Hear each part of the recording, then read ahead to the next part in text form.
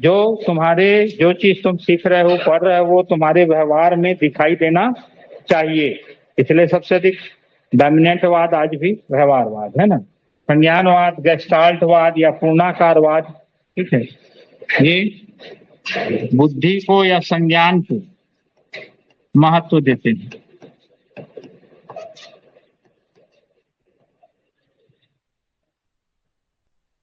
है ना। और इनके जो सहयोगी हैं उनको भी ध्यान रखना, है ना, उनके नामों को ध्यान रखना, ठीक है। वाटसन के साथ पावलोव, स्किनर, है ना, ये सब थे। ये संज्ञानवादी मैक्स वर्दिमर के साथ कोहलर, कोफका, कर्ट लेविन, सबका अलग अलग सिद्धांत है। कर्ट लेविन का क्षेत्र विकास सिद्धांत, कोहलर का प्रयोग चिंपांजियों के ऊपर, है ना, वो सब अलग अलग अभी अधिगम में आएगा वो सब चीज, ठीक है। इसी में आज पढ़ेंगे पांचवा, मानवतावाद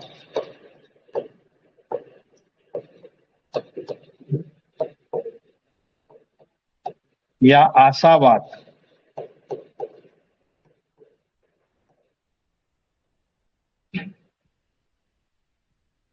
जो इसके मुख्य जनक जिनको हम मानते हैं वह अब्राहम मैस्लो।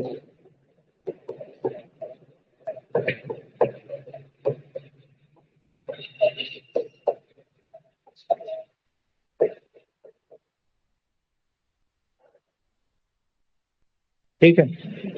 और इनके जो साथी थे वो कार्ल रोजर्स,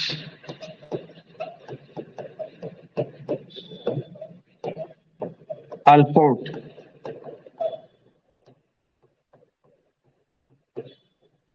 कार्ल रोजर्स का अनुभवजन्य सिद्धांत पढ़ेंगे। अल्पोर्ट ने व्यक्तित्व के लिए बहुत सारे, रुचि के लिए बहुत सारे परिसूचियां बनाई थी, मापन बनाई थी, उनको पढ़ेंगे, है ना। तो ये पांचवा है मानवतावाद या आशावाद। इन लोगों का ये मानना है कि हम जो भी चीज कर रहे हैं इस संसार में, वो मुख्य रूप से किसको ध्यान में रख के करते हैं? मानव। हमारे केंद्र बिंदु में कौन है? मानव।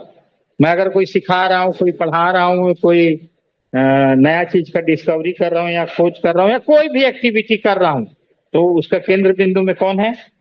मानव है ना। तो इसीलिए इसको मानवतावाद या आशावाद कहते हैं, है ना। जो ये बोलता है कि जो प्राइमरी डिमांड क्या है मानव, सबसे मूलभूत चीज क्या है, क्या चाहिए उसको, उसको ध्यान में रखकर हमको सारा व्यवस्था बनाना चाहिए। चाहे हमारा शैक्षिक व्यवस्था हो, चाहे हमारा सामाजिक व्यवस्था हो, चाहे हमारा कानूनी व्यवस्था हो, चाहे हम जिस प्रकार की भी व्यवस्था की बात करें, तो उसके केंद्र में किसको रखना है? मानव को, है ना। इसीलिए जब अब्राहम मैस्लो ने आवश्यकता या मांग का सिद्धांत, है ना, आता है प्रश्न मानवतावाद के पायोनियर या मुख्य कौन थे, है ना, आवश्यकता या मांग का सिद्धांत किसने दिया, तो आवश्यकता और मांग के सिद्धांत में उन्होंने बताया है। और तुम स्वयं को उसमें रख के देखना उस सिद्धांत में, तो तुम पाओगे कि कितना सही ढंग से व्याख्या की गई है।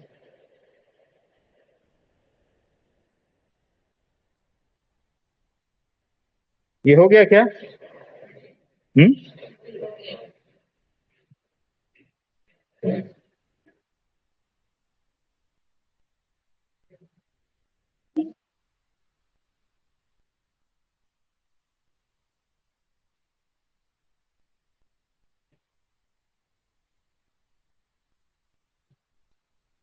आवश्यकता या मांग का सिद्धांत, यही मानवतावाद के अधीन ही पढ़ रहे हैं, अब्राहम मैस्लो। इसको तुम समाजशास्त्र में भी पढ़ोगे, सामान्य शिक्षा मनोविज्ञान में भी पढ़ोगे, दर्शन शास्त्र में भी पढ़ोगे, क्योंकि ये मूलभूत चीज है। आवश्यकता या मांग का सिद्धांत मूलभूत चीज है।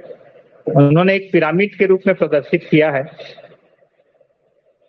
और एक पिरामिड की क्या खास बात होती है?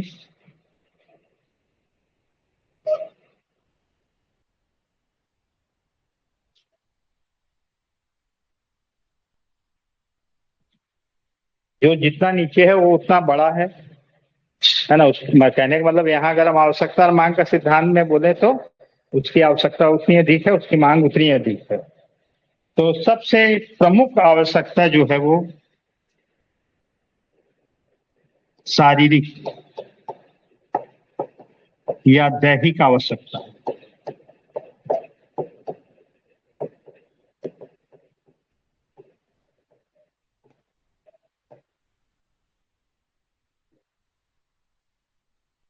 भूख, प्यास, नींद, प्रजनन,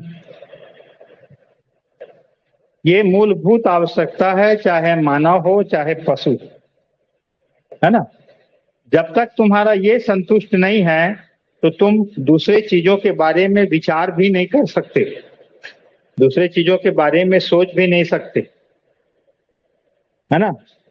तुमको जबरदस्त भूख लगा है, जबरदस्त प्यास लगा है ना। तो मैं यहाँ बैठ के कितना बड़ा भी सिद्धांत को समझाऊं, उसका तुम्हारे लिए कोई औचित्य नहीं, है ना। जब रजनीश अमेरिका में रजनीशपुरम स्थापित किए तो उनको पत्रकार लोग पूछे कि आपको रिच मैन लोगों का गुरु कहा जाता है, आप केवल बड़े बड़े पूंजीपतियों और धनाढ्यों के गुरु हैं। तो उसने कहा सही बात है, क्योंकि एक गरीब आदमी जो किससे जूझ रहा है, रोटी कपड़ा और मकान से जूझ रहा है, वो मेरे बात को क्या समझेगा। मैं जिस चीज को बोल रहा हूँ, मेडिटेशन को, अध्यात्म का जो बात कर रहा हूँ, उसको ये सामान्य आदमी नहीं समझ पाएगा। उसका तो मूलभूत आवश्यकता ही पूर्ण नहीं हो रहा है, रोटी कपड़ा और मकान का। तो मैं सबसे पहले उन लोगों को जागृत कर रहा हूँ जो इन सब चीजों से ऊपर उठ चुके हैं, है ना। तो इसलिए सबसे प्राइमरी आवश्यकता क्या है सर? आपका भूख, प्यास, नींद, शारीरिक जो भी कंफर्ट है, आराम है, वो पूर्ण होगा तभी तुम अगले के बारे में सोच पाओगे या किसी उच्च स्तर के बारे में सोच पाओगे। अगर वही डिमांड तुम्हारा पूरा नहीं है ना, तो तुम कभी जो पिरामिड अभी बनाओगे उसको तुम आदि मानव से लेके अभी तक के बारे में कल्पना करना, तो सब फिट बैठते हैं, देखना एक के बाद एक स्तर में। दूसरा है सुरक्षा की मांग।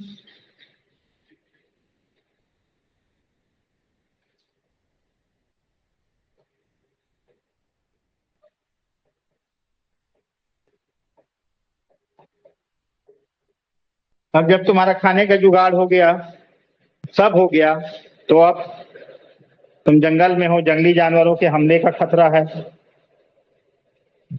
पानी गिरता है तो भीग जाते हो, ठंड लगता है तो बहुत ज्यादा ठंड महसूस करते हो, गर्मी में बहुत ज्यादा गर्मी महसूस होते हो, बिजली चमकता है।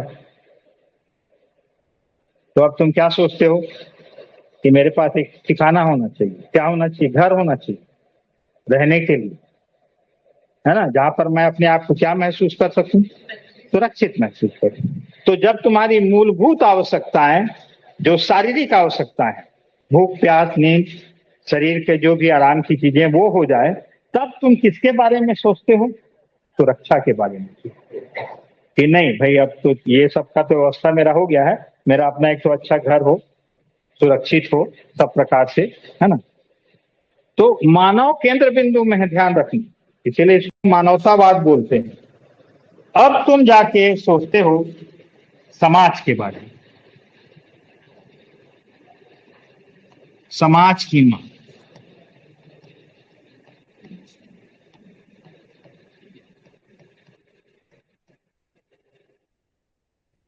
तुम आदि मानव से कल्पना करने शुरू करो, आदि मानव कैसे रहते थे। सबसे पहले शिकार करना, मछली पकड़ना, खाना, फल खाना, ये खाना, कोई कपड़ा वपड़ा नहीं पहने घूम रहे हैं। फिर उन लोग गुफा में रहना शुरू किया। बाद में उन्होंने तरीका अपनाया कि कैसे झोपड़ी उपड़ी बनाया जा सकता है। अब देखो उन लोग कबीला बनाना शुरू किए, छोटे छोटे समूह में क्यों रहना शुरू किए? समूह में क्या फायदा है? समूह में रहने का एक दूसरे की आवश्यकता की पूर्ति कर सकते हैं, क्योंकि हर व्यक्ति अकेला पर्याप्त नहीं है। कोई भारी काम करना है तो मेरे को 2-4 लोगों की क्या की जरूरत पड़ेगी? मदद की जरूरत पड़ेगी। अगर बड़ा जानवर हाथी आ गया तो उससे मैं अकेले तो नहीं लड़ सकता, सुरक्षा के लिए तो मेरे को क्या की जरूरत पड़ेगी? 10-20 लोगों की जरूरत पड़ेगी। तो क्या की मांग? एक समाज स्थापित किया और उस समाज के उस समय के व्यवस्था के अनुसार कुछ नियम कानून निर्धारित किए गए जो उनके विवेक के आधार पे थे, क्योंकि समाज की मांग, समाज की व्यवस्था, समाज के नियम कानून समय के अनुसार क्या होते जाते हैं, बदलते हैं, कोई शाश्वत नहीं है। उस समय का जैसा परिस्थिति था समाज वैसा सोचता था। आज का परिस्थिति अलग है, इसलिए आज समाज दूसरे ढंग से सोच रहा है। आज हम अगर 17वीं शताब्दी की बात करें, आज हम सती प्रथा सुनते हैं तो कैसे लगता है, कितना अत्याचार, कितना ये। उस समय के लोग क्या सोचते थे कि अगर उसका पति का डेथ हो गया तो इसका देखभाल करने वाला और कोई नहीं है, कोई ध्यान नहीं देगा, इसका जीवन तो ऐसे ही नरक हो जाएगा, इससे अच्छा इसको क्या हो जाना चाहिए, मर जाना चाहिए। उस समय के समाज का सोच ये था। अब समाज का सोच बदल रहा है। अभी जब सुप्रीम कोर्ट में जब केस लगा तो सुप्रीम कोर्ट क्या बोला, जेंडर कुछ नहीं होता, महिला पुरुष कुछ नहीं होता।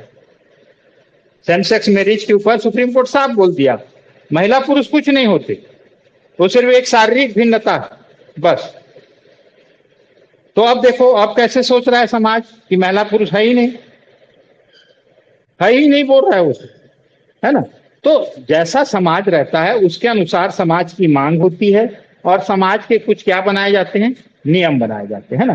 तो तीसरा मांग क्या है, समाज। भाई समाज में एक समाज स्थापित होना चाहिए, उसकी क्या जरूरतें हैं, कैसे एक दूसरे की मदद करेंगे, कैसे कुछ नियम बनाएंगे, कैसे उसको फॉलो करेंगे, है ना। अब जब समाज बन जाता है तो सम्मान की मांग,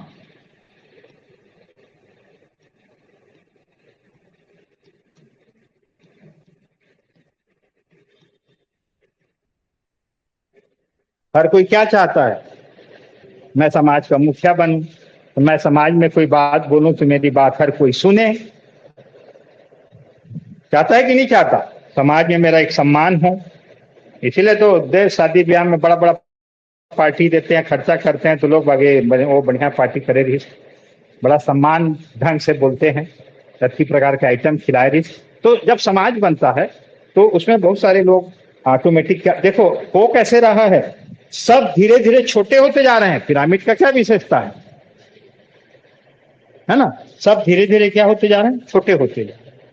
और जब ये सब मांगों की पूर्ति हो जाए, या ये सब आवश्यकताओं की तुम्हारी पूर्ति हो जाए, तो सबसे अंतिम स्थिति है आत्मसिद्धि।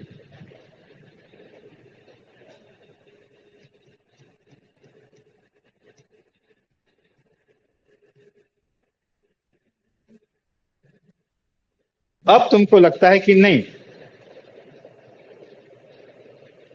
भाई, मेरे पास रोटी कपड़ा मकान का कोई चिंता नहीं है, सुरक्षा का कोई चिंता नहीं है, ना बैंक में पर्याप्त बैलेंस है, घर है, मकान है, कार है, घोड़ा है, गाड़ी है, समाज में मेरे को सब इज्जत की नजर से देखते हैं, सब आदमी पहचानते हैं, सम्मान भी मिल गया है ना। लेकिन मैं क्या हूं, मैं इस दुनिया में क्यों हूं, मेरा क्या कर्तव्य है, मैं मेरे को जिसको हम अध्यात्म बोलते हैं, मेडिटेशन बोलते हैं जिसको हम, उसके बारे में सोचना शुरू करता है ना। और जब उसके बारे में, उसी को हम हमारे उसमें सनातन संस्कृति में क्या बोला गया है, उसको हम वानप्रस्थ में चले गए तो फिर तुम्हारे पास और कोई काम नहीं है, सिर्फ अपने बारे में सोच रहे हो कि मैंने जीवन में क्या क्या गलती की, मैं इनको कैसे वो कर सकता था, और अपने आप में ही मगन रहना, अपने अस्तित्व के बारे में सोचना। केवल 5% लोग इस तक पहुंच पाते हैं, ऐसा इनका मानना था। बाकी पूरे किसमें रहते हैं, पड़े रहते हैं। 95% लोग इन्हीं मांगों से जूझ रहे हैं, इन्हीं आवश्यकताओं से क्या कर रहे हैं, जूझ रहे हैं। इसलिए इनको हम अगर 3 कैटेगरी में बांटे तो ये है व्यक्तिगत आवश्यकताएं,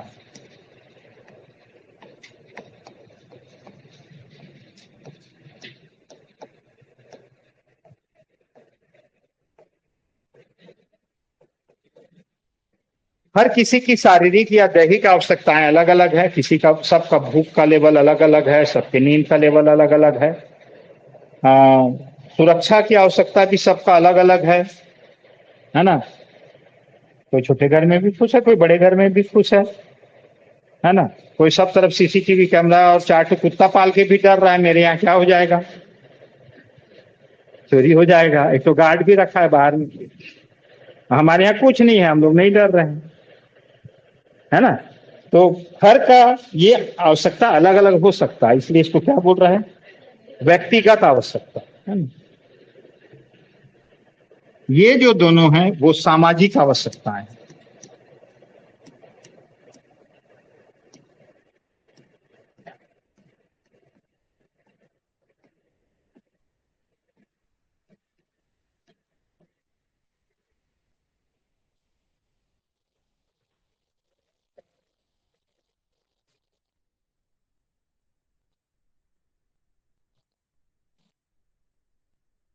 और समाज बोलने से जहां बहुत सारे लोग हों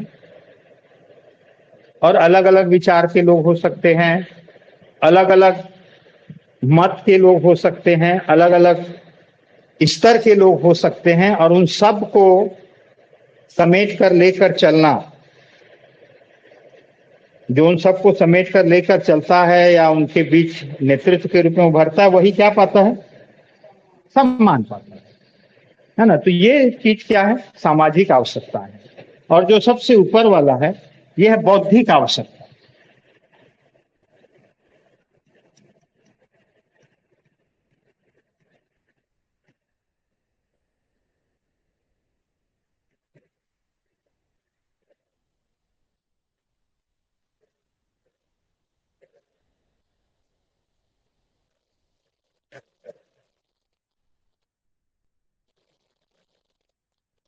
तो बौद्धिक आवश्यकता कहने का मतलब,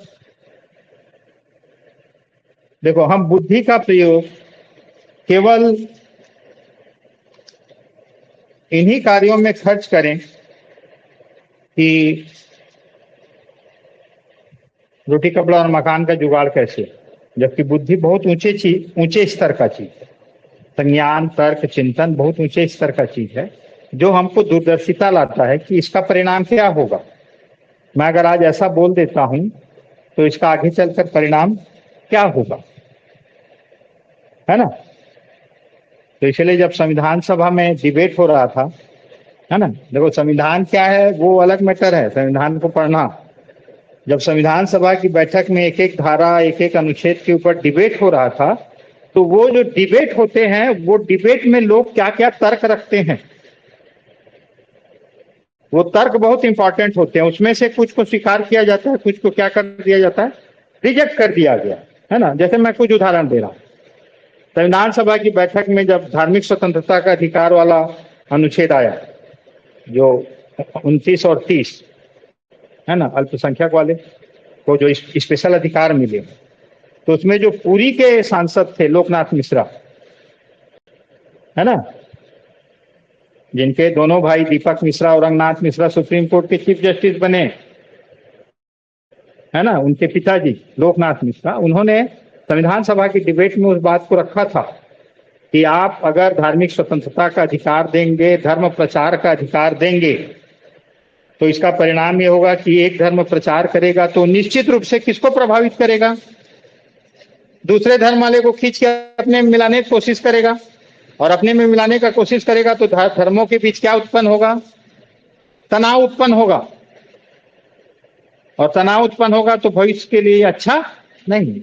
लेकिन वो उनके उस तर्क को दरकिनार कर दिया गया। नहीं, सबको धार्मिक स्वतंत्रता है, सभी प्रचार कर सकते हैं, प्रचार करके किसी को भी अपने धर्म में क्या कर सकते हैं, मिला सकते हैं। तो उसका परिणाम क्या हो रहा है कि जगह जगह, चाहे आज पूर्वोत्तर हो, झारखंड हो, जसपुर साइड हो, क्या हो रहा है, तनाव बढ़ रहा है ना। तो ऐसे बहुत सारे चीज ऐसे होते हैं जो अंबेडकर ने क्या कहा था संविधान सभा की डिबेट में, हम आरक्षण सिर्फ कितने साल के लिए लागू कर रहे हैं, कितने साल के लिए लागू किया था आरक्षण को, पढ़े हो कि नहीं संविधान, सिर्फ 10 साल के लिए। हर 10 साल में आरक्षण का क्या होना है, रिव्यू होना है। ये देखना है कि आरक्षण के कारण जो दलित, SC, ST, OBC वर्ग के लोग हैं, उनका जीवन स्तर कितना ऊपर उठा, और जिनका ऊपर उठ चुका है उनको धीरे धीरे क्या करना है, हटाना है, और नए लोगों को उसमें क्या करते जाना है। तो हर 10 साल में रिव्यू करने का प्रावधान क्यों रखा था? वो दूरदर्शी थे, वो समझते थे इस चीज को। लेकिन हमारे यहाँ संसद में हर 10 साल के बाद उसको ऑटोमेटिक क्या बढ़ा दे रहे हैं, अगले 10 साल के लिए आगे बढ़ा दे रहे हैं। अब जब सुप्रीम कोर्ट अभी क्या बोला कि IAS और IPS लोगों को अपना आरक्षण स्वयं क्या कर देना चाहिए, छोड़ देना चाहिए स्वेच्छा से, क्योंकि अब IAS और IPS अफसर बन चुके हो तो आपके बच्चों का वो स्तर नहीं है जो वास्तव में आरक्षण के क्या हैं, अधिकारी हैं। वो गांव देहात का एक SC ST गरीब परिवार का बच्चा कभी जीवन भर सरकारी नौकरी नहीं पाएगा, है ना। तो ये जो बौद्धिक लेवल का सोच है कि जो बहुत दूर तक सोचता है कि भाई ऐसा होने का क्या परिणाम हो सकता है भविष्य में, क्या मैं उसके लिए तैयार हूं, है ना। तो ये किस चीज में आ रहा है, आत्मसिद्धि, बौद्धिक स्तर का। इसीलिए जब हम अभी पढ़ेंगे सृजनात्मकता, तो सृजनात्मकता हमको अपसारी चिंतन करना सिखाता है। अपसारी चिंतन, स्वयं आत्म केंद्रित चिंतन नहीं, अभिसारी चिंतन नहीं। अभिसारी चिंतन का मतलब सिर्फ तुम किसके बारे में सोच रहे हो, अपना और अपना भला, अपने बारे में ही सोच रहे हो। अपसारी चिंतन में तुम क्या सोच रहे हो कि मेरे साथ पूरे समाज का, बाकी लोगों का भी भला कैसे होगा, है ना। तो ये नीचे वाले जितने हैं ये निम्न स्तरीय हैं,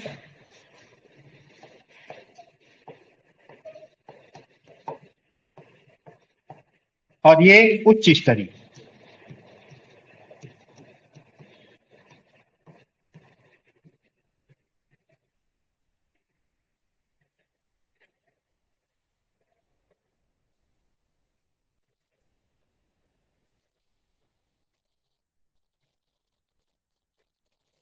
अब देखो ये सिद्धांत कितना सामान्य सिद्धांत है जो सभी के ऊपर लागू होता है। अब हम शिक्षा के क्षेत्र में इसको देखें, हमारे स्कूलों में मध्याह्न भोजन क्यों खिलाया जाता है? मध्याह्न भोजन का बिल समझते हो, पूरे भारत में पर डे का 1-1.5 अरब रुपए होता है, पर डे। पर डे पूरे भारत भर के सरकारी स्कूल के बच्चे, मान लो अगर आज 2 करोड़ बच्चे होंगे, 1ली से 8वीं तक के बच्चे, तो लगभग 7 रुपए पर बच्चे, 5.69 इसमें आता है, प्राइमरी में आता है, और 7.5 रुपए मिडिल में आता है। तो मान लो अगर 2 करोड़ बच्चे रोज खा रहे हैं, 2 से ज्यादा है मेरे ख्याल से, 2-2.5 करोड़ बच्चे अगर रोज खा रहे हैं और 7 रुपए भी एवरेज मानो, तो पर डे का बिल कितना हो गया? ये तो सिर्फ खाने का बिल हुआ, फिर रसोईया का जो वहां बनाती है उसको भी तो तनख्वाह देते हो, जो किचन सेट है उसका बिजली बिल भी तो देते हो। तो पर डे अरबों का बिल होता है, पर डे। इसलिए हमको बड़ा आसान लगता है, तुरंत हड़ताल कर देते हैं, शिक्षक भर्ती करो। सरकार के पास कितना सारा जवाबदारी है, उन लोगों का पेमेंट करे, खाने का पेमेंट करे, किसका पेमेंट करे, कि स्कूल देखे, कि ये देखे, कि वो देखे। तो उस चीज को खाना खिलाने के पीछे का क्या है कि एक बच्चे को मैं पढ़ाने के लिए भेजा हूं तो उसका, क्योंकि भारत वास्तव में बहुत ग्रामीण अंचल में जाओगे तो अभी भी बहुत परेशानी है। मम्मी और पापा दोनों खेत में काम करने चले जाते हैं या मजदूरी करने चले जाते हैं, बच्चे लोग घर में अकेले रहते हैं, एक आध रोटी वोटी जो उनके लिए बना के गए उसको खा के सवेरे 8 बजे से स्कूल आ जाए रहते हैं। उन लोग स्कूल के बाहर में खेलते रहते हैं बस्ता लेके, क्योंकि घर में कोई नहीं है। और दोपहर को 1-1.5 बजे अगर उसको खाने को ना मिले और वो भूखा रहे तो मैं क्या पढ़ाऊं, वो क्या लिखाऊं, उसको कुछ समझ में आएगा क्या? नहीं आएगा। दूसरा लॉजिक है कि उसको संतुलित भोजन मिले तो कुपोषण भी नहीं होगा उसका। जो हमारे बच्चे हैं भविष्य के नागरिक हैं, हमारे देश के नागरिक हैं, तो उनका कुपोषण भी नहीं होना चाहिए। तो सबसे पहले कौन सी आवश्यकताएं पूरी हो जाए? सारी। RT के मान और मानक में क्या लिखा है? स्कूल भवन कैसा होना चाहिए? पक्का होना चाहिए, जो तुमको बरसात से, गर्मी से, धूप से, बिजली की चमक आदि से बचाए। वो क्या कर रहे हैं? बच्चों के सुरक्षा की मांग पूर्ति हो रही है। एक शिक्षक को स्कूल का वातावरण कैसे रखना चाहिए? सभी बच्चों से एक समान क्या करना चाहिए? व्यवहार, कोई गौटिया घर का है, कोई उच्च जाति का है, कोई निम्न जाति का है, उसके आधार पर कोई भेदभाव नहीं करना चाहिए। क्या की मांग है? समाज की मांग। तो हम ये एक सामान्य अब्राहम मैस्लो ने सिद्धांत दिया था, इसलिए इसको समाज शास्त्र में भी पढ़ाते हैं, दर्शन शास्त्र में भी पढ़ाते हैं, शिक्षा शास्त्र में भी पढ़ाते हैं, है ना, सभी जगह पढ़ाते हैं। तो इसको हम जहां जिस फील्ड में हैं उस फील्ड में तुम लागू करके देखना, सब जगह फिट बैठेगा। ये हर जगह फिट बैठेगा ये सिद्धांत, है ना। तो ध्यान रखना, आवश्यकता या मांग का सिद्धांत किसने दिया था? मानवतावाद को आशावाद भी बोलते हैं। मानवतावाद और आशावाद के जनक कौन है ना, उसमें एक बिंदु लिख लो, ठीक है।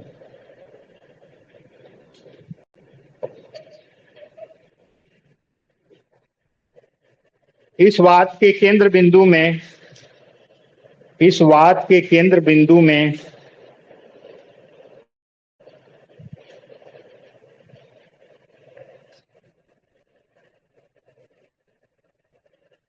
मानव है।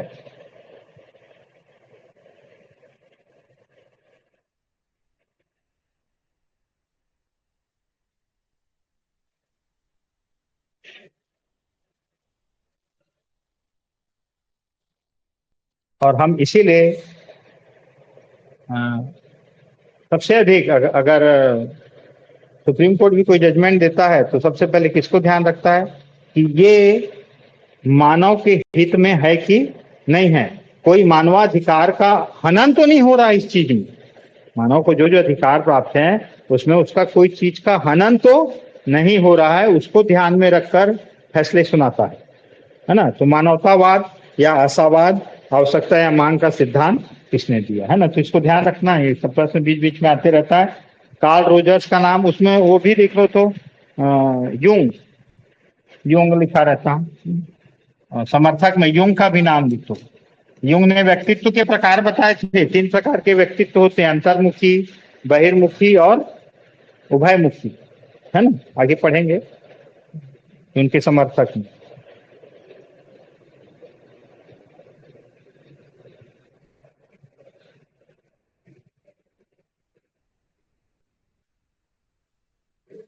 फिर अगला है डाल लो मनोविश्लेषणवाद।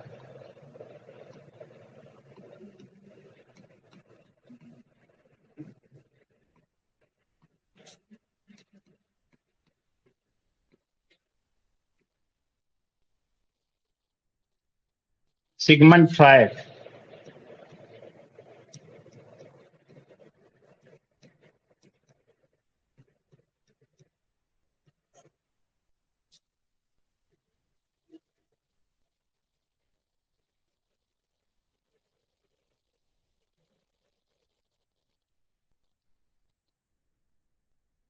ऑस्ट्रिया के रहने वाले थे, यहूदी थे।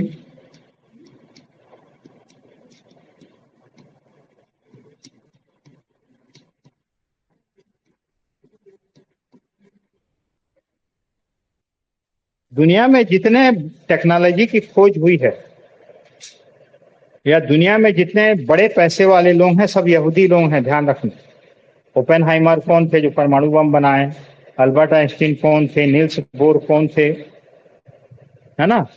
जितने बड़े बड़े बैंक एस्टेब्लिश किए, bank of America, bank of England, जितने सब कौन है? रोथेस्टाइन लोग, सब यहूदी, है ना। पूरी दुनिया में इनका सिक्का चलता है, इसीलिए इजराइल इतना ताकतवर है, टेक्नोलॉजिकली बहुत ब्रिलियंट लोग हैं यहूदी लोग।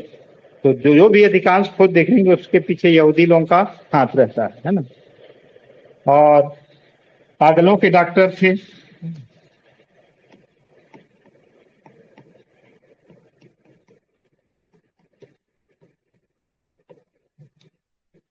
पेरिस में इन्होंने अपना वो किया था सब अध्ययन, है ना।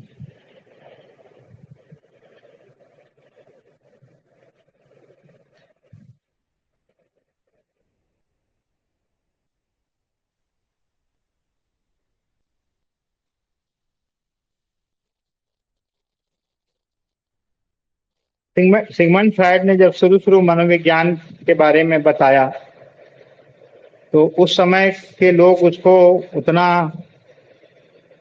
गंभीरता से नहीं लिए या ये समझे कि ये बहुत ज्यादा सेक्स और इसके बारे में बोलता है।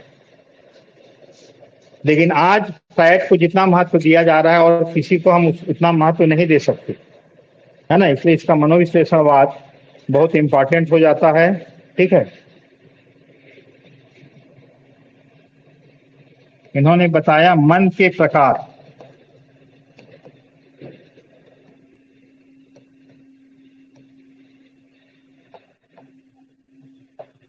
पहला, अचेतन मन।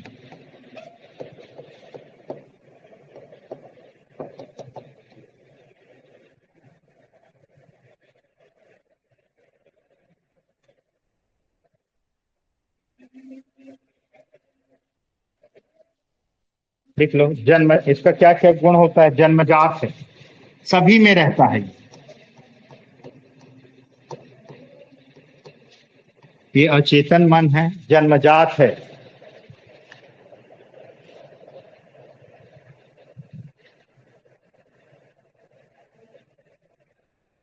लिख लो, दमित इच्छाएं, दमित इच्छाएं, महत्वाकांक्षाएं,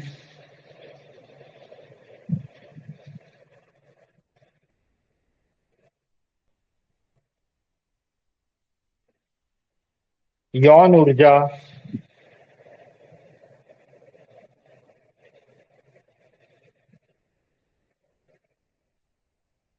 अनैतिक, अनैतिकता,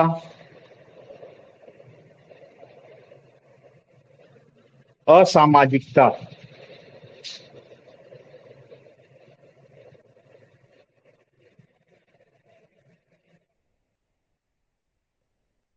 और सबसे आखिरी में लिख लो, ये सब कहाँ रहते हैं?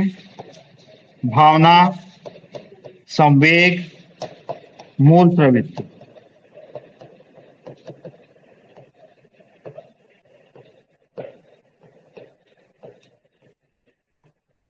हमारा अचेतन मन ही 90%, हमारे मन का 90% हिस्सा अचेतन मन है।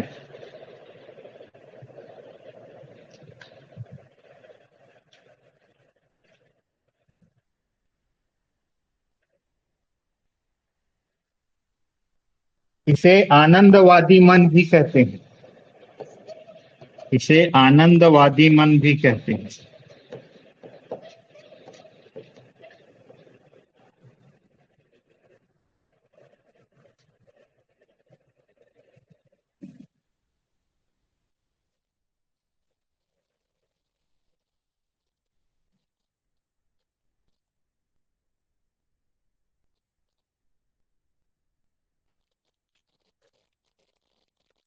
दूसरा एक लो, चेतन मन।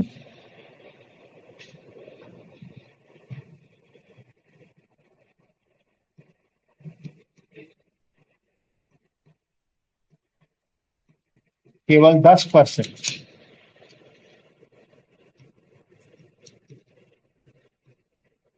नैतिकतावादी मन।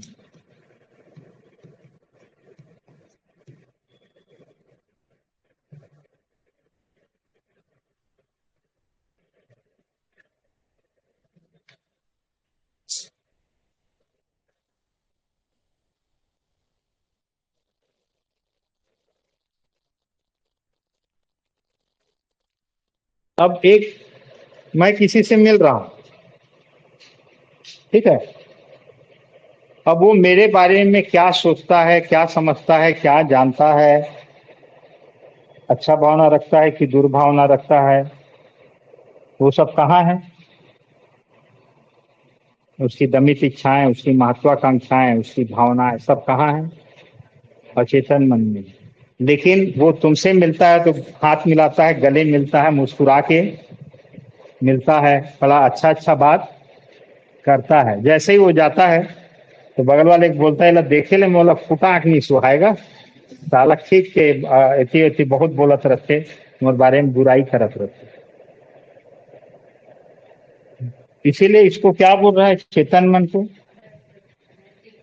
तुम जो लोगों के सामने प्रदर्शित करते हो, अपने आप को एक आदर्श के रूप में प्रदर्शित करते हो, है ना, तुम वही चीज को दिखाते हो जो सामने वाला देखना चाहता है, समाज जैसा चाहता है, लेकिन तुम्हारे मन के अंदर क्या है उसको कोई नहीं जानता। वो सब कहाँ है? अचेतन। इसीलिए फ्रायड आज के डेट में इतना इम्पोर्टेंट है, और अपराध मनोविज्ञान में सबसे अधिक इन्हीं का महत्व है। क्योंकि हमको नहीं मालूम, मैं ट्रेन में बड़े अच्छे से लोगों से हंसी खुशी बात कर रहा हूँ, सब एक दूसरे से शेयर कर रहे हैं, अचानक उसका खाना खाया, बेहोश हो गया, मेरा सब सामान लेके, पढ़ते हो ना, तो मेरे को नहीं मालूम मेरा बगल वाले के दिमाग में क्या चल रहा है, उसके अचेतन मन में क्या है। वो अचानक चाकू निकाल के मेरे को मार सकता है। महिलाओं के साथ होने वाले अधिकांश अपराध, इसीलिए अचेतन मन में देखो क्या क्या लिखती हो, अनैतिकता, असामाजिकता, यौन ऊर्जा। महिलाओं के साथ होने वाले अधिकांश अपराध में कौन सम्मिलित है? उन्हीं के घर परिवार जान पहचान के लोग सम्मिलित हैं, क्योंकि हमको उनके अचेतन मन में क्या है नहीं मालूम। मेरे साथ कैसा व्यवहार कर रहा है? बहुत अच्छा व्यवहार कर रहा था वो। अब अच्छा व्यवहार कहाँ से कर रहा है? दिखाने के लिए। बाकी सब चीज उसके अंदर है, अचेतन मन में है, मेरे को नहीं मालूम। इसलिए आजकल क्रिमिनोलॉजी में या अपराध मनोविज्ञान में पुलिस, सीबीआई, इन लोगों को सबको ये सिखाया जाता है कि अचेतन मन को कैसे पढ़ा जाए। इवन हम लोग पढ़ेंगे अभी प्रक्षेपी विधियां, व्यक्तित्व प्रक्षेपी विद्या में रोसार का इंक ब्लड टेस्ट पढ़ेंगे। हम ये जानने की कोशिश करेंगे कि एक बच्चा कोई चित्र को देखकर क्या सोचता है। किसी बच्चे को राक्षस, भूत, प्रेत, चाकू, हथियार, तलवार दिख रहा है, मतलब उसके अचेतन मन में क्या है? हिंसा है, डर है, भय है। किसी को बहुत सुंदर सुंदर चीज दिख रहा है, फूल दिख रहा है, मतलब वो सौंदर्यवादी है, उसको संसार में हर कुछ क्या नजर आता है? अच्छा, तो ऐसे ही बच्चों को जानवरों के चित्र दिखाकर उनसे पूछना, बच्चों से छोटे छोटे कहानियां लिखवाना, छोटी छोटी बातों को पूछना और ये जानने का कोशिश करना उसके मन के अंदर क्या है, उसी को बोलते हैं प्रक्षेपण विधियां। अचेतन मन में छुपी हुई या दमित इच्छाओं को बाहर निकालना। जिन लोग ये बहुत ज्यादा अचेतन मन में खो जाते हैं वही लोग पागल हो जाते हैं, क्योंकि उनकी इच्छाएं धीरे धीरे अंदर ही अंदर, और एक समय ऐसा आ सकता है कि वो सुसाइड भी कर सकता है, क्योंकि इतना ज्यादा महत्वाकांक्षा हो गया और जो किसी के सामने वो क्या नहीं कर पा रहा है, प्रकट नहीं कर। इसीलिए फ्रायड आज के डेट में जैसे जैसे हमारा दुनिया या लाइफ कॉम्प्लिकेटेड होते जा रहा है, समस्याएं नए नए प्रकार की, विचित्र विचित्र प्रकार की समस्याएं आते जा रही हैं, तो हम लोग जो हैं किसके ऊपर बहुत ज्यादा वो हो गए हैं? अचेतन में। इसके ऊपर जितना ज्यादा बर्डन, ये तो ऑलरेडी 90% है, इसके ऊपर और बर्डन का मतलब भ्रष्ट हो जाना है ना। आदमी सुसाइड कर लेगा, पागल हो जाएगा, या कोई बड़ा अपराध करके जेल चला जाएगा, है ना। तो इसलिए आजकल फ्रायड को ज्यादा महत्व दिया जाता है। और तीसरा है अर्धचेतन मन।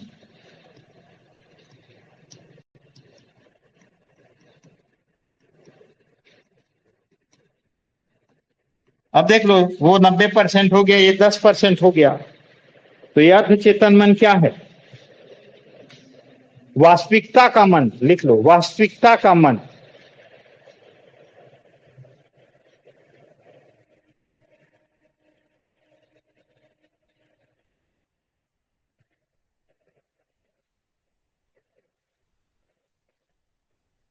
मेरी अधिकांश चीज कहाँ है? चेतन मन में। केवल 10% चेतन मन में। लेकिन मेरे को सिचुएशन के हिसाब से अचानक कोई चीज की जरूरत पड़ती है, तो मेरे को उसको अचेतन मन से कहाँ लाना पड़ता है? चेतन मन में लाना पड़ता है। तो वो किस किस कहां से गुजरेगा?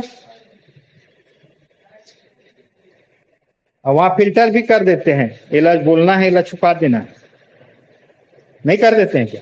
और वो चेतन मन आते आते तक हमारा वो बात, हमारा वो विचार एकदम नैतिक हो जाता है ना।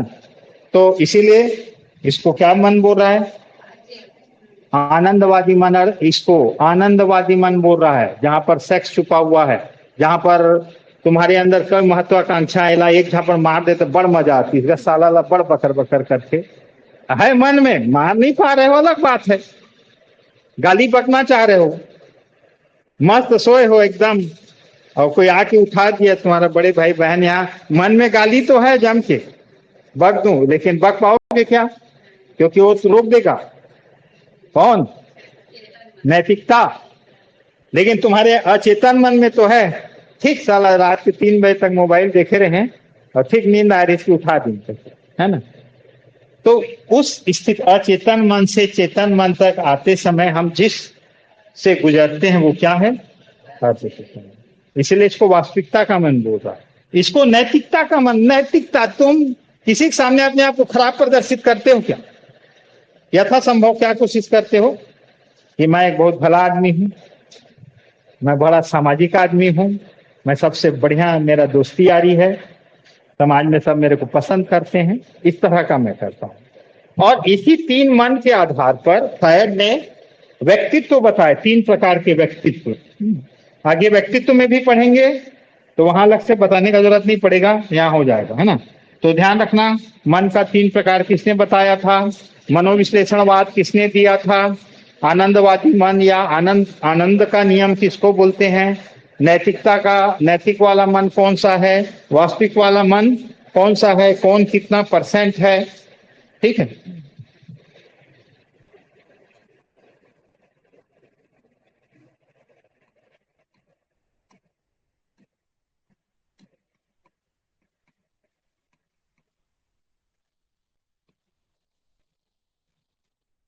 उन्होंने व्यक्तित्व भी 3 प्रकार का बताया। इदम पहला,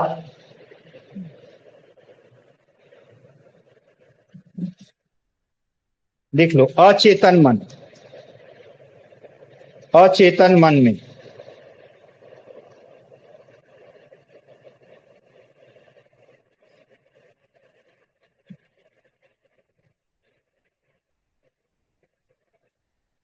अब अचेतन मन का जो जो चीज है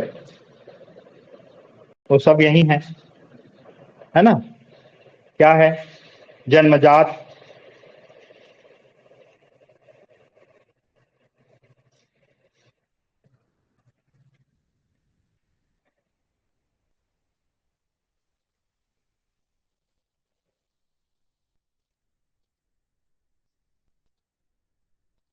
इच्छावादी, इच्छा, जो भी मन में इच्छाएं हैं,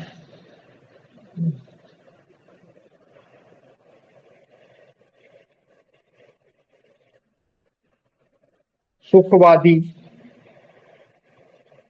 सुखवादी, आनंदवादी।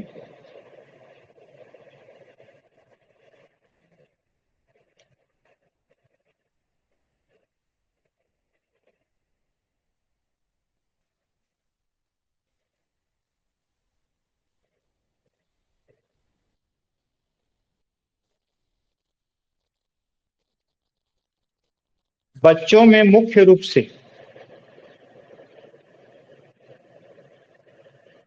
हमको अचेतन मन सबसे अच्छे से किसमें दिखाई देगा, बच्चे में। क्यों दिखाई देता है, क्योंकि अभी वो क्या को नहीं समझा है, दुनियादारी को। क्लास में पहले का बच्चा तुरंत गाली बक देता है, भरे क्लास में, टीचर रहे चाहे ना रहे, उसको थोड़ी मालूम है इसको बोलने से ऐसे होगा, फिर मैं एक आध झापड़ मारूंगा, गाली दूंगा, तब उसको समझ में आता है कि क्लास में ये वाला बात नहीं बोलना है। तो बच्चे लोग में जो अचेतन मन रहता है वो खुल खुल के किसी के बारे में भी कुछ भी बोल देते हैं, इसीलिए बच्चे लोगों के सामने घर परिवार का कुछ भी बात मत करना, है ना। इधर उधर का बगल का पड़ोसी का आलोचना किए हो, वो जाके वहां बता देगा तो बारे में ऐसे कहत रही घर के में, क्योंकि वो उसको अभी नहीं पता है कि इसका क्या परिणाम होगा, अभी वो चेतन मन में नहीं आया है, उसका अधिकांश मन क्या है, अचेतन। तो उसका व्यक्तित्व किस प्रकार का है, इदम टाइप का है, जिसमें अचेतन मन की प्रधानता है। बच्चे को कोई मतलब नहीं तुम्हारे पास पैसा है, रुपया है कि नहीं है, उसको ये खिलौना चाहिए मतलब चाहिए, उसको ये चॉकलेट चाहिए मतलब चाहिए, उसको ये बिस्कुट चाहिए मतलब चाहिए, क्योंकि वो केवल सुख को जानता है, वो केवल आनंद को जानता है। उसके पास इच्छाओं का भंडार है, मैं ये भी खरीद लूं, मैं ये भी खरीद लूं। कभी मीना बाजार देखे हो कि नहीं? माँ लोग भी एकदम परफेक्ट रहते हैं, बढ़िया उपाय जानते हैं। जैसे ही लेके घुसेंगे तो वो फुग्गा ले लेगा, वो ले लेगा, उसका तो हर खिलौनों का लूंगा बोलता है ना, कि नहीं लूंगा बोलता है। तो दो झापड़ लगाते हैं, फिर वो पूरा मीना बाजार भर रोते रहता है वो दो ठो को पकड़ के, और दोबारा, और अगर उसका हर डिमांड पूरा करते जाओगे तो वो तो हर को लेगा, हर झूला को झूलेगा, तो तुम तो मर जाओगे उतना पैसा दे देके। तो इसीलिए दो तीन तो चीज खरीद देते हैं पहले, उसके बाद दो झापड़ लगाते हैं, फिर वो रोते रहता है, पूरा मीना बाजार खत्म हो जाता है ना। वही लोग घूम लेते हैं, तो ऐसे ये जानते हैं वो लोग। ठीक है। दूसरा है ईगो, अहम।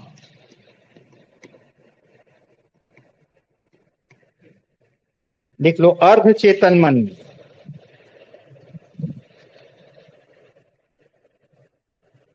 अर्ध चेतन मन में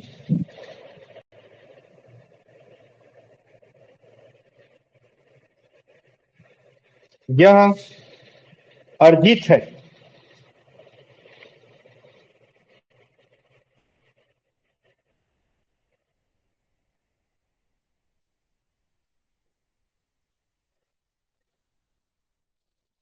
वास्तविक,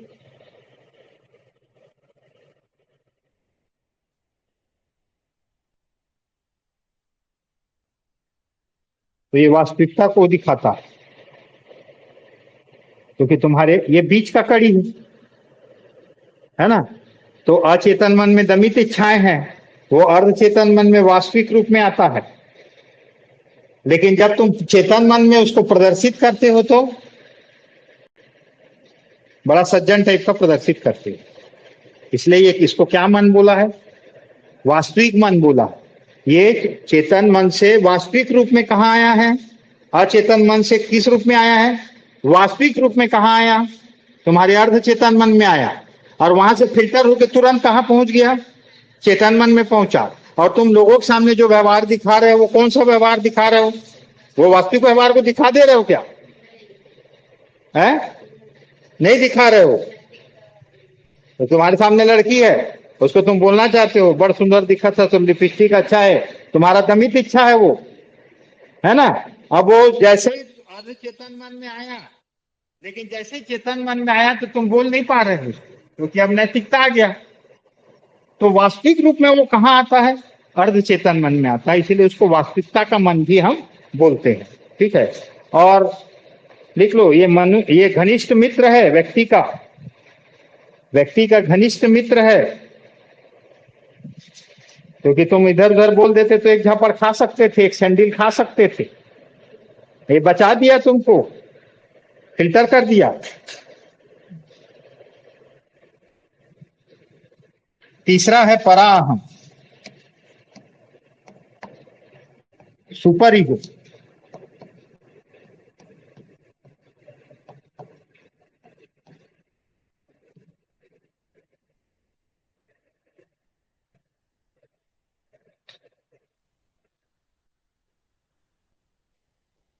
लिख लो, चेतन मन में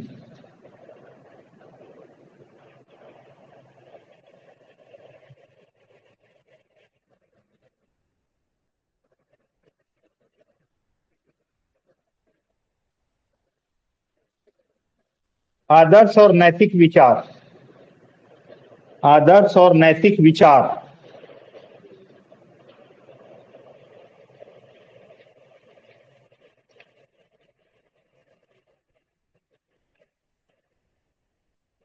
आदर्शों का भंडार।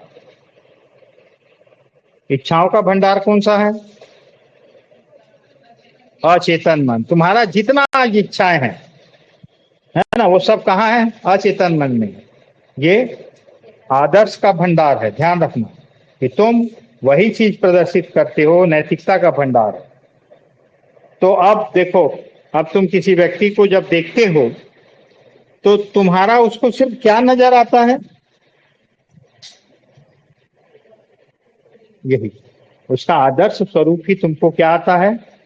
नजर आता है।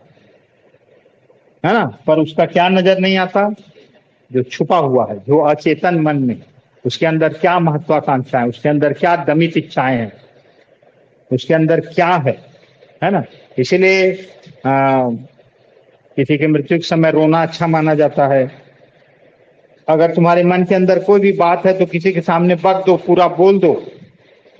जितने साइकोलॉजी के डॉक्टर हैं वो क्या करवाते हैं, वन मैन सिटिंग, सामने सामने बैठ के तुम्हारे मन में जो जो बात है उसके सामने बोलते जाओ बोलते जाओ। बहुत कॉन्फिडेंशियल है वो, बाकायदा उसका रिकॉर्डिंग किया जाता है उस बात का। तो तुम अपने अंदर के जितने बात को है किसी के सामने पूरा प्रकट कर दोगे तो तुम्हारा जो अचेतन मन का बहुत सारा दमित इच्छा है वो धीरे धीरे रिलीव हो जाएगा, है ना। तो साइको एनालिसिस या जो जितने मनोविज्ञान के डॉक्टर हैं उनका मूल उद्देश्य यही है कि तुम्हारे अंदर की जितनी दमित इच्छाएं हैं, महत्वाकांक्षाएं हैं, है ना, उनको क्या निकालना, बाहर निकालना। और जब तुम किसी को किसी चीज को बता देते हो तो तुम काफी रिलीफ महसूस करते हो, है ना, काफी शांत महसूस करते हो। नहीं तो वो तुम्हारे को अंदर ही अंदर क्या करते रहता है, घुटन जैसा महसूस होते रहता है ना। तो तुम उसको कहाँ ले आते हो, पराहम, ठीक है। तो अंदर की दमित इच्छाएं, महत्वाकांक्षाएं, इसलिए फ्रायड ने सबसे अधिक महत्व किसको दिया है, अचेतन मन या इदम को। किसका स्टडी के ऊपर फोकस किया है, क्योंकि ये तो तुम्हारा व्यवहार में दिख रहा है। चेतन मन का जो भी चीज है वो तुम्हारे व्यवहार में दिख रहा है, लेकिन जो मेरे को नहीं दिख रहा है उसको बाहर निकलवाना, उसको प्रकट करवाना। इसलिए फ्रायड ने सबसे अधिक अध्ययन किसका किया, इदम या अचेतन मन का। किसका अध्ययन किया, अचेतन मन का किया, ठीक है। तो ये फ्रायड का नाम हमेशा याद रखना। मनोविश्लेषणवाद किसने दिया था, मन के 3 प्रकार किसने बताए, व्यक्तित्व के 3 प्रकार, वो मन से ही जुड़े हैं, सीधा ध्यान रखना ना। अचेतन मन इदम से जुड़ा है, अर्धचेतन मन ईगो से जुड़ा है, और चेतन मन सुपर ईगो से जुड़ा है। तो व्यक्तित्व उसी प्रकार का होता है। तो ये नाम याद रखना, इदम, इगम, और ये क्या होता है। आगे जब हम अधिगम के सिद्धांत पढ़ेंगे तो वहां फिर से ये चीज आएगा, या व्यक्तित्व के प्रकार पढ़ेंगे तो फिर से ये चीज आएगा, है ना। एक चीज छूट गया जो संडे को हो जाएगा, संडे के बाद छुट्टी है, 4-5 दिन लगातार क्लास होगा, रचनावाद, जीन पियाजे और वाइगोटस की, है ना। तो उनके बारे में थोड़ा पढ़ेंगे, और अधिगम कैसे होता है, या अभिवृद्धि और विकास, ठीक है।